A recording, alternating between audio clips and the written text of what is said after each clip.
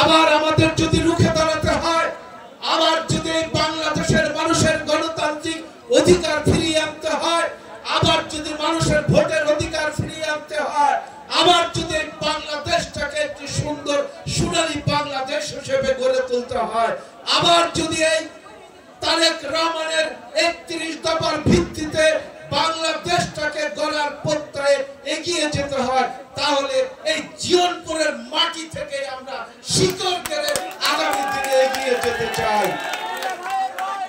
বন্ধুরা আমার, আজকের এই প্রচারণা সভায় এসে আমার মনে হয়েছে আমরা আবার সেই 22, 23, 24 সালে আন্দোলনের মুখর স্বৈরাচার হাসিনার বিরুদ্ধে সোচ্চার কণ্ঠে, বলিষ্ঠ কণ্ঠে যে স্লোগানগুলো উচ্চারণ করেছি, আজকে আমার যুবক ভাইদের কণ্ঠে সেই স্লোগান, সেই উদ্দীপনা দেখে আমি অভিভূত, আমি খুশি, আমি অত্যন্ত আনন্দিত।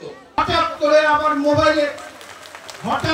আমার মোবাইলে যাকে আমরা হৃদয় দিয়ে ভালোবাসি, যাকে আমরা এই বাংলাদেশের 16 কোটি মানুষের তরুণদের হৃদয়ে যার ছবি আঁকা, যিনি 15 বছর 1000 মাইল দূরে বসে এই বাংলাদেশটাকে স্বৈরাচার মুক্ত করার জন্য আমার সামনে বসা মুরব্বী, এপাশে বসা মুরব্বী এবং আমার মা বোনদের সন্তান, পিছনের তরুণ সমাজরা রাজপথে দাঁড়িয়ে আন্দোলন সংগ্রাম করে স্বৈরাচারকে পতন করেছে।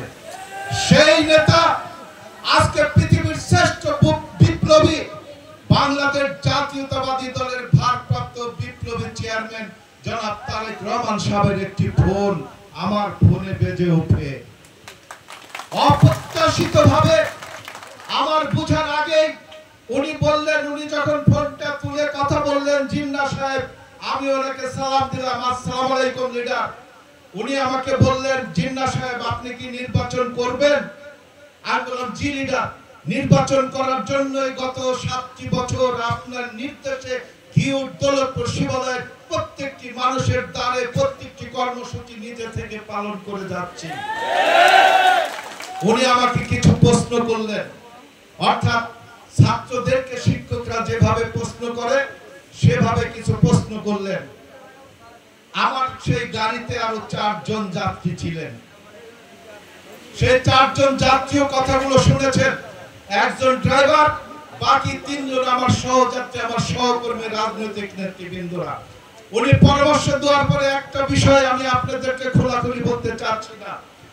উনি বললেন, এই সাবজেক্টে আপনি কি করেছেন, কি কর্মসূচি নিয়েছেন? আমি বললাম, আপনাদের নির্দেশ কেন্দ্রের কর্মসূচি, কেন্দ্রের নির্দেশ মতো আমি এই বিষয়টা এই পালন করে যাচ্ছি।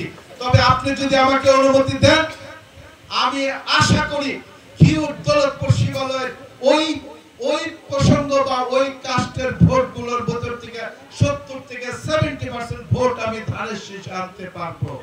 স্পষ্টভাবে আমাকে বললেন, যান, আপনাকে আমি অনুমতি দিলাম। এই আসনের ধানের শীষকে কিভাবে বিজয়ী করবেন, আজকে থেকে এই মুহূর্ত থেকে 3টি বিষয়ে কর্মসূচি নিয়ে আপনার প্রচারণা আরো জোরালো ভাবে শুরু করবেন।